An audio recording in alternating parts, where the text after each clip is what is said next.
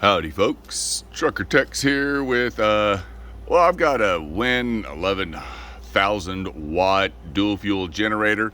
Runs just fine on the propane, but I have not been able to get it start off of the gasoline. I have run a whole case of True Fuel into it to help kind of clean out the old gasoline, but it just wasn't doing the trick.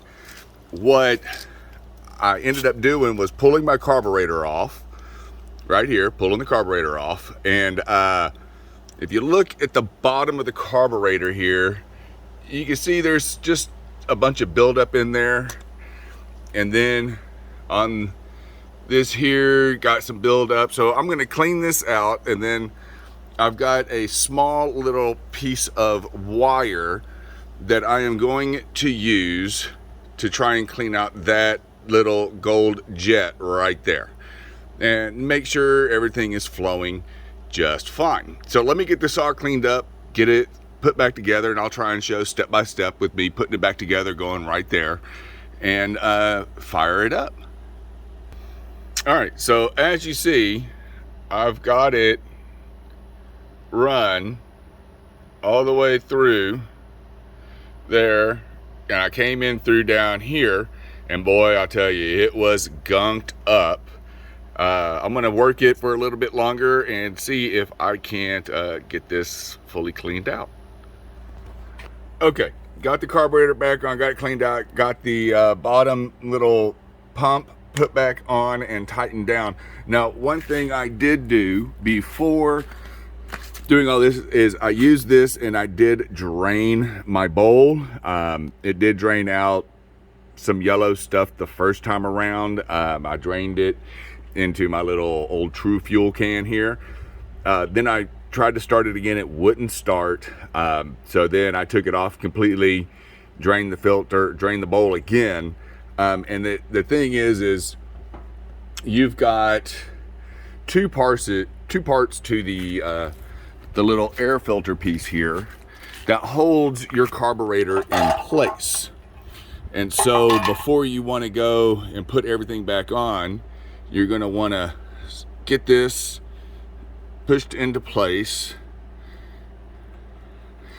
and then you're going to need to use, some pliers and work this little clamp back over, and it takes two hands.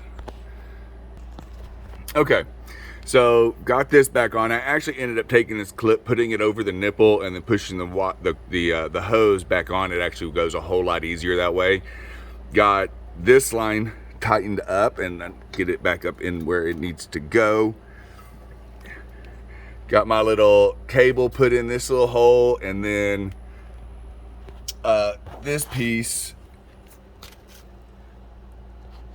goes right into a little hole right down in here. And now it's just a matter of getting the filter put back on. And so the filter cover, you can see here, you've got the 6 bolts on the outside that actually holds this piece here, and you've got this bolt back here. Do not forget about this bolt. This is a 10 millimeter, as well as these two here that line up. I probably need to get myself a GoPro, but line up like so. Now, you also want to bear in mind this line right here. This little grommet needs to sit. This little grommet right here needs to sit on this right here, which is real flimsy. All right, so let me show you with it put back together. Okay, I've got it back on right here. And so what I did is I had this off and out and got this shoved in, and then put it in its place, tightened up these two 10 millimeter bolts. This, get the hoses out of the way, there we go. This 10 millimeter bolt, and then also while you're over here and you've got it secured, make sure you tighten up your float bolt right here. You just want it snug, and then take your air line here, go ahead and push that back on, your little vacuum line, and then this line goes right down in here into, oh, come on, there we go. Goes into your air filter here. There we go. There we go. There we go. We got that. And so I'll get this clamp tightened up. It just really just sits there, but I want to get that on there nice and tight.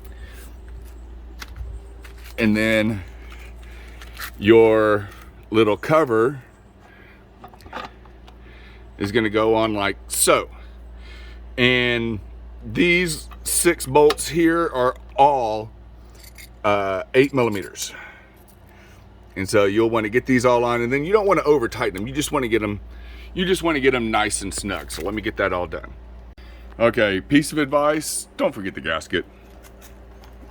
So this gasket you want to match up to your little air filter there. So, you know, get that put on. Then do your bolts.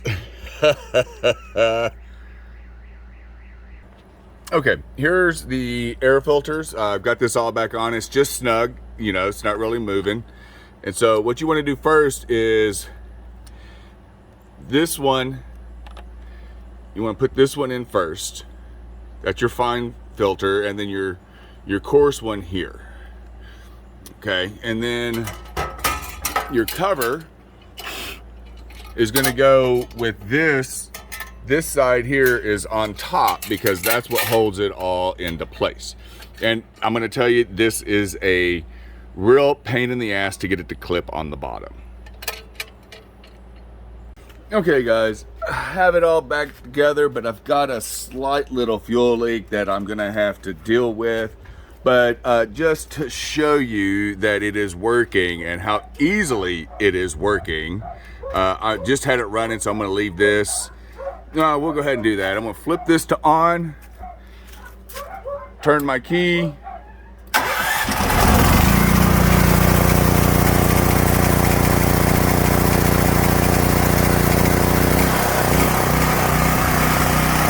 there you go.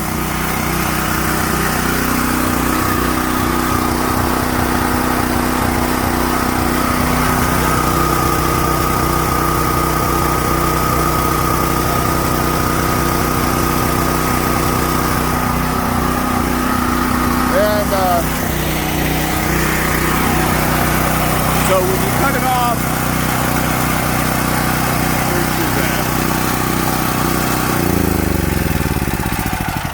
so you always want to turn your fuel off before you turn it off, just in case you do have a fuel leak like I do, and it looks like it's coming from the gasket back here behind the carburetor. I may need to replace that. Not that big of a deal, but I've got my generator up and running after letting it sit for a year. My recommendation, don't do that. Fire it up at least once a month. Let it run for a little bit. I'm going to take and move it away from the glorious RV here and let it run for a while. Until next time, keep it between the ditches.